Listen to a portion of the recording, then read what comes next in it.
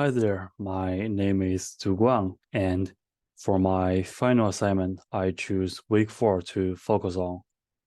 The topic of week 4 is Foundations of Social Group Preference, and we were assigned 3 papers to read.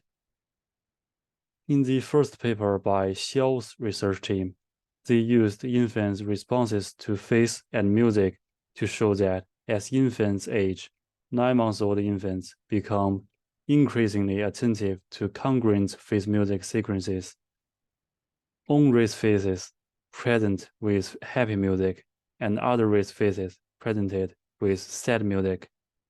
These associations suggest that the precursor to implicit racial biases is likely to have emerged in the first year of life. In the second paper by Kinsler's research team, they tested infants' gaze duration on native versus non-native speakers and found that language and accent were enough to cause preference. 6-month-olds are more likely to see people who speak their language. 10-month-olds are more likely to accept toys from people who speak their language.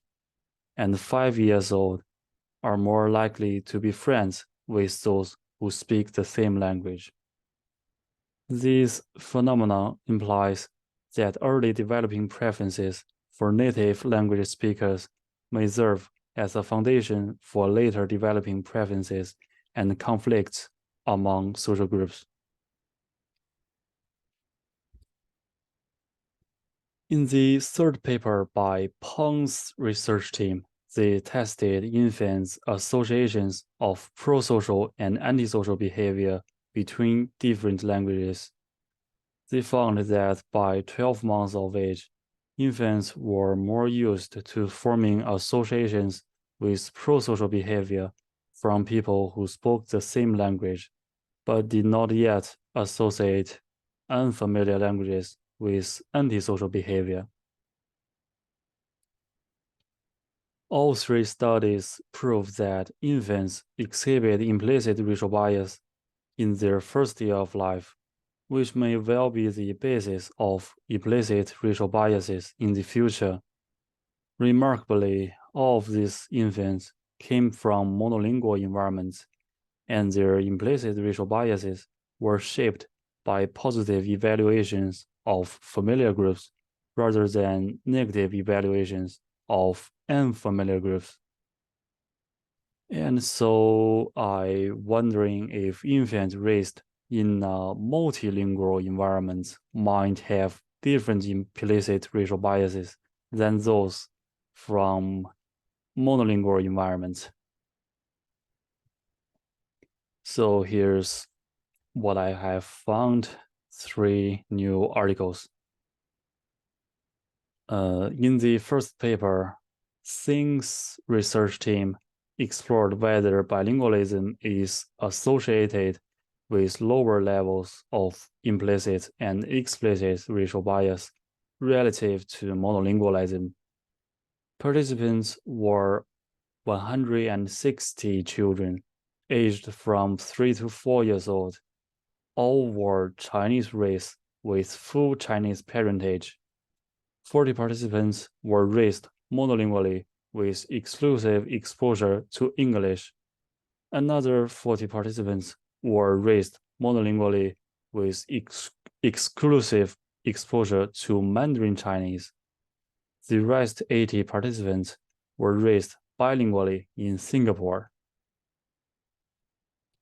Implicit racial bias test was used in this study, consisting of 40 color photographs, 20 Chinese, and 20 black faces.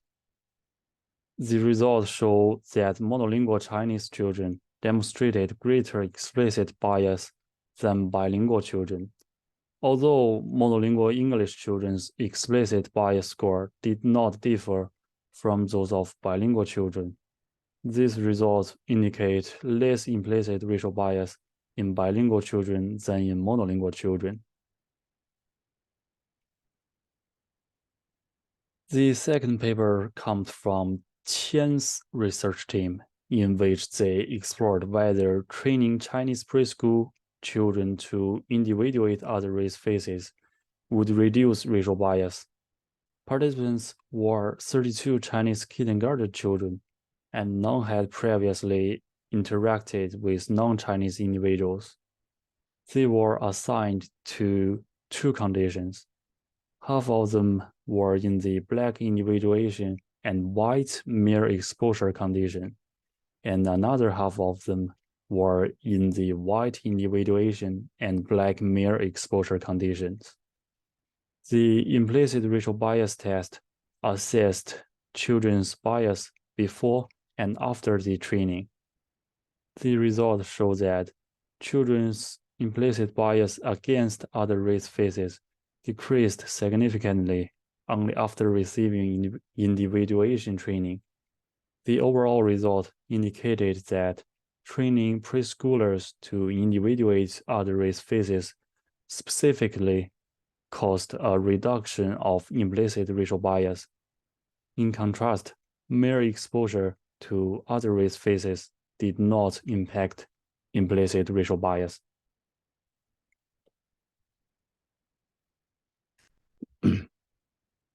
The third paper is from Kendall's research team, in which they explored the relationship between linguistic experience and face processing, and whether differences in visual speech decoding could be due to differences in the visual processing of the speaker's face.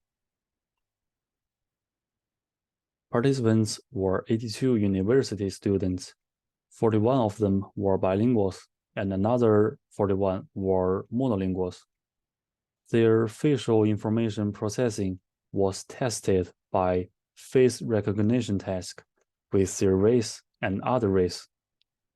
The result suggests that the linguistic experience during the first year of life affects face processing as adults. Bilingual did not exhibit the classic cross-race effect and were slower than monolinguals during face recognition processes. The results indicated that face processing differed between bilinguals and monolinguals. And based on the above three additional papers, we can notice that children with bilingual backgrounds have lower racial biases than children with monolingual backgrounds. Their early experiences with different languages and other race people also impacts face processing in adulthood. Therefore, I am curious whether this means early multi-race educational environments may be associated with lower levels of racial bias. And thus, therefore, the experiments I will design will explore whether multi-race educational environments can impact children's implicit racial bias.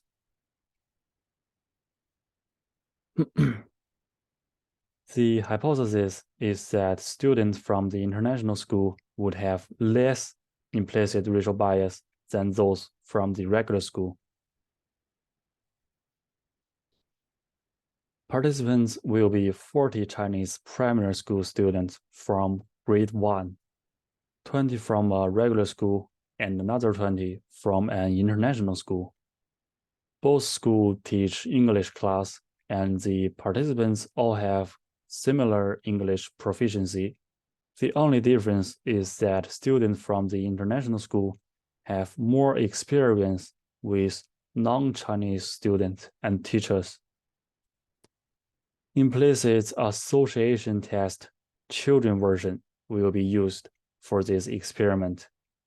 Stimuli are 20 full-color head and shoulders photographs of grade 1 children, 10 Chinese and 10 other race. Participants need to complete 7 tasks, 3 practice tasks, and 4 data collection tasks. Each participant will be asked to categorize faces into 2 categories, positive or negative. If the participant has high implicit racial bias, then they should categorize Chinese faces into positive significantly quicker than other race faces. If participants' racial bias is not high, then their categorizing speed should have no significant difference. How to eliminate racial bias is always a big problem, and nowadays we have much evidence suggesting that the root of racial bias can be from the very first year of life.